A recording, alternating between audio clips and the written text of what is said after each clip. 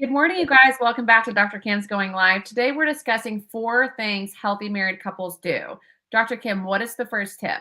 I think the first one is just forgive. There's one of the things I do when I teach premarital counseling, I say, if you are ever in a relationship and you're getting serious and the person can't forgive, run, I because you have to forgive in a relationship. Nobody's going to be perfect. And if you expect your spouse to be perfect, you're going to be let down. So I think we really, and I think as you grow in a marriage, you realize there's some things that aren't that big a deal, yeah, that you I don't want to make a deal of.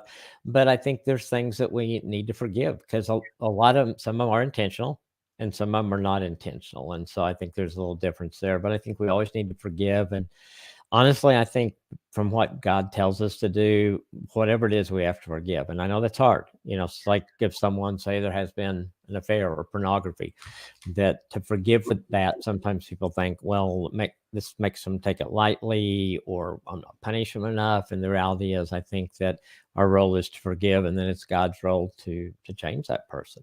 And it's okay. And the other thing is you set boundaries. If you have a spouse that has done something, maybe there's been, an affair, and it's okay. Yes, I forgive you, or I'm working on forgiving you, but you're moving out till yeah, you get this straightened out. I yeah, mean, it's okay to set boundaries, yeah. and I think sometimes as Christians, we think we got to forgive and just lay down and let them run the truck over them again. Yes, I don't think that's healthy. I don't think what Jesus asked us to do. yes. I love that. That's so good. I agree. I think that people are like, okay, you did this. I need to forgive you immediately, or it's going to make me a bad Christian, a bad person. And I don't want that. I love that. Have boundaries, but you need to work on forgiveness. Okay. I love that.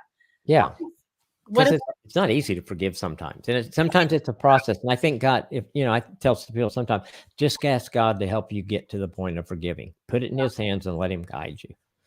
do you think that that's your best tip for forgiveness in order to actually forgive somebody is just give it to God?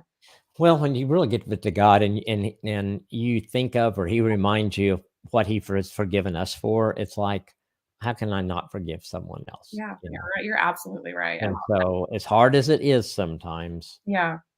you know, it's just something we need to do. And some situations are really hard to forgive. I get that. Yeah, I love that. Well, what is the second tip? Show grace. I think we don't do real good at that Yeah, today. And I think in a marriage, it's so essential because I need grace every day. I absolutely. need to know that when I screw up, Nancy's going to give me grace in that area. And, I think where we are in our marriage now, she knows that most of what I do is not intentional. So it may be an omission, something I did the other day, I forgot to do.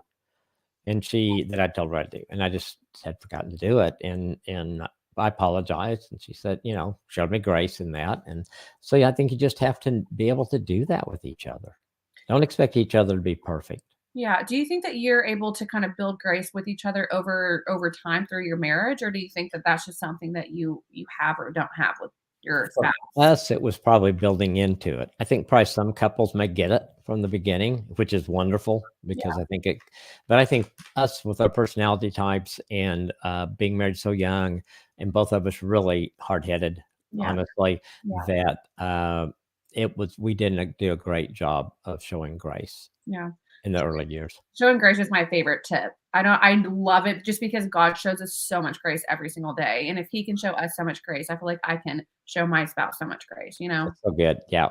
And it is, and it makes life better. Why do we think it's our job to punish our spouse? I don't know, because it really isn't our job. Absolutely not.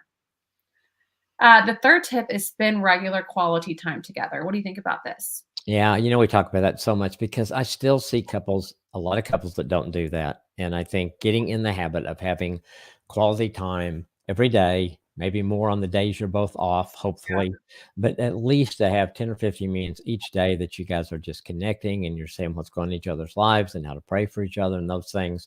And then I think the quality time that you do whether it's a date, whether it's whatever it is, the other things you do that you enjoy together, but you need that quality time together. And I think somebody said, is it quality or quantity? I mean, I love it when you have both, when you got a lot of time to spend together and you've got, the quality is good, but if you only got 5 minutes, just make it really quality. Yeah. I said, make it the most quality 5 minutes there is. How do you and Nancy spend your quality time? Usually, like in the work days, it's just sitting down when we both get home, kind of debriefing, talking about what's going on. Is there, something that we need to be praying about? Like maybe a friend or one of our family members, she's heard something that day I didn't know about. So we talk about those things, Yeah. and just kind of connect. And it kind of starts our evening. There's someone that said the first 10 minutes you're together in the evening sets the tone for the whole night. And Yeah. I think there's a lot of truth in that. So getting to where that's one thing we've always done pretty well was connect when we got together in Yeah. the evening, and so that's quality time, and then just having fun together is quality time, Yeah. whether we're going to dinner, a movie, or hiking, or playing pickup ball, or whatever things. Those things are quality time that connect us. And do you think that when you guys had kids in the house, when you were raising Grant and Julie, do you think it was harder to get quality time together? Oh, you had to be much more intentional about it. Okay.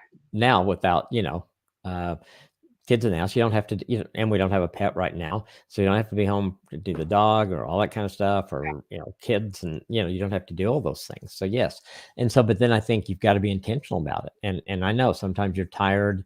I heard Jamie Ivey, who has a great podcast, say one time that when I think she's 4, and they were all young, but they got up for a while where they would just cook dinner after the kids in bed so they could spend time together. So we were tired.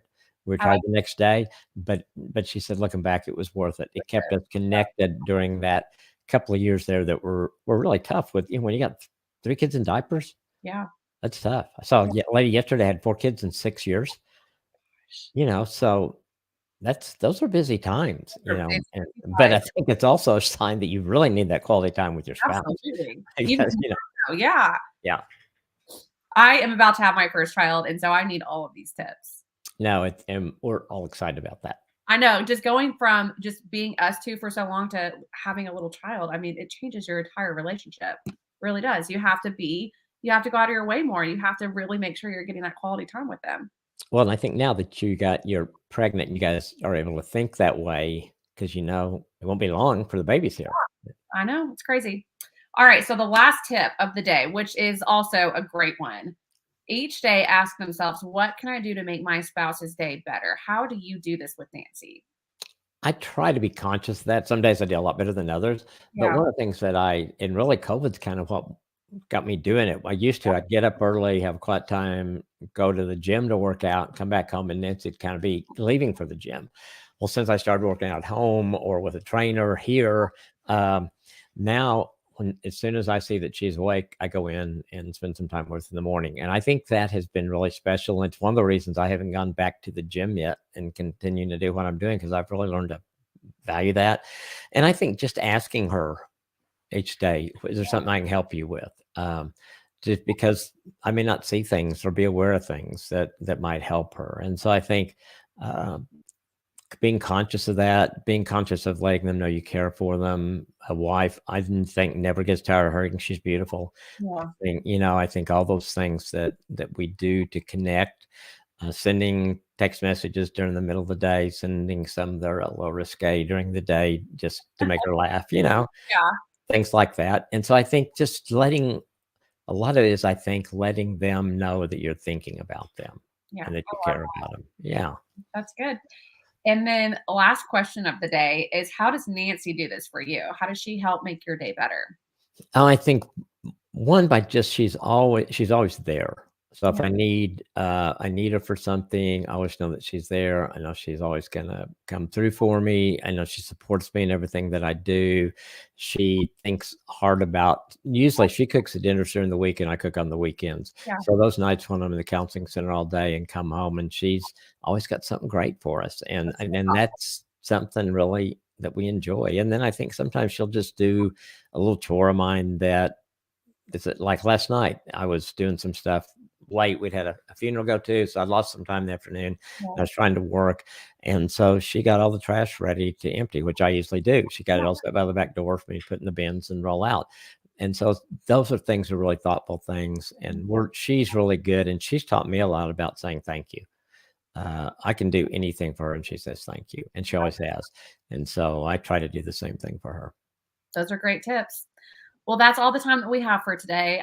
Thank you guys so much for joining us. We pray that these marriage tips help you in your marriage. If you have any questions for Dr. Kim, please drop them in the comment section below, and we will see you guys next week. See you next week.